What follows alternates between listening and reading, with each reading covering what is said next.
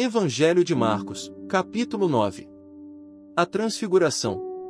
Dizia-lhes também: em verdade vos digo que, dos que aqui estão, alguns aqui não provarão a morte sem que vejam chegado o reino de Deus com poder. E 6 dias depois Jesus tomou consigo a Pedro, a Tiago, e a João, e os levou sós, em particular, a um alto monte, e transfigurou-se diante deles. E as suas vestes tornaram-se resplandecentes, extremamente brancas como a neve, tais como nenhum lavadeiro sobre a terra as poderia branquear.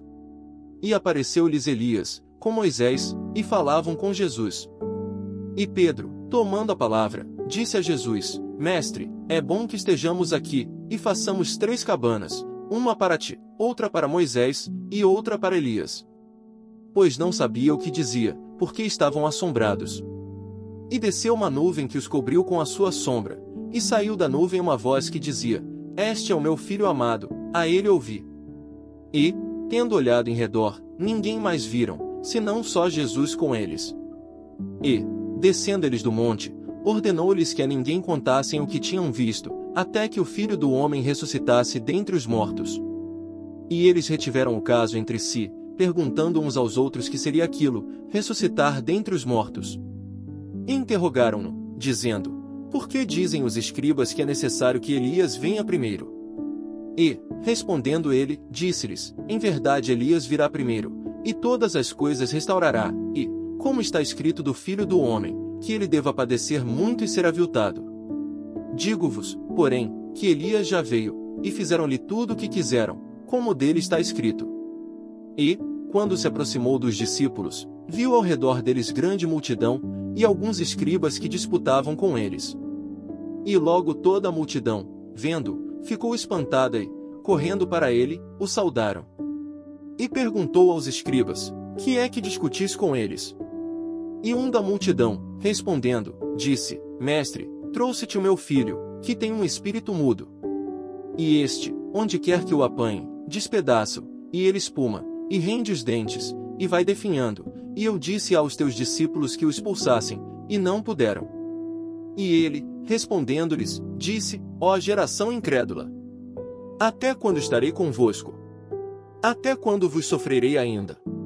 Trazei-mo. E trouxeram-lhe, e quando ele o viu, logo o espírito o agitou com violência, e, caindo endemoninhado por terra, revolvia-se, escumando.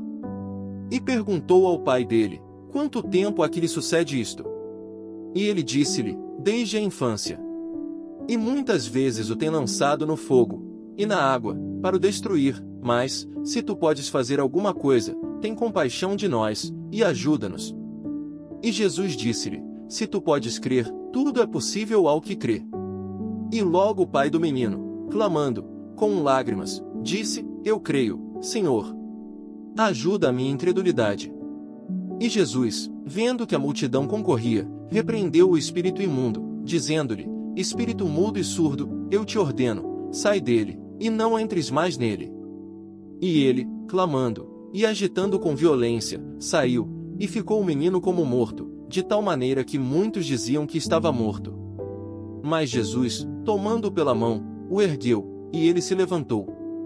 E, quando entrou em casa, os seus discípulos lhe perguntaram à parte: Por que o não podemos nós expulsar?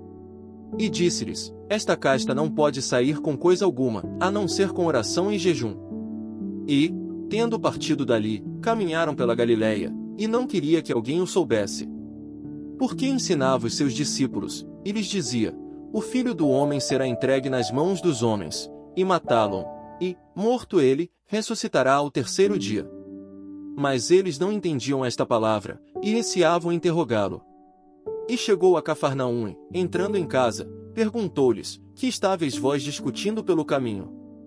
Mas eles calaram-se, porque pelo caminho tinham disputado entre si qual era o maior.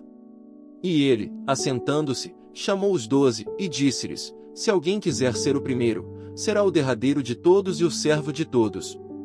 E, lançando mão de um menino, pô-lo no meio deles, e tomando-o nos seus braços, disse-lhes: Qualquer que receber um destes meninos em meu nome, a mim me recebe, e qualquer que a mim me receber, recebe, não a mim, mas ao que me enviou. E João lhe respondeu, dizendo: Mestre, vimos um que em teu nome expulsava demônios, o qual não nos segue, e nós lhe proibimos, por que não nos segue? Jesus, porém, disse, não lhe proibais, porque ninguém há que faça milagre em meu nome e possa logo falar mal de mim. Porque quem não é contra nós, é por nós.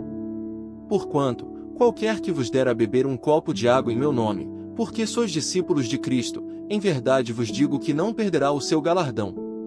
E qualquer que escandalizar um destes pequeninos que creem em mim, melhor lhe fora que lhe pusessem ao pescoço uma mó de atafona, e que fosse lançado no mar.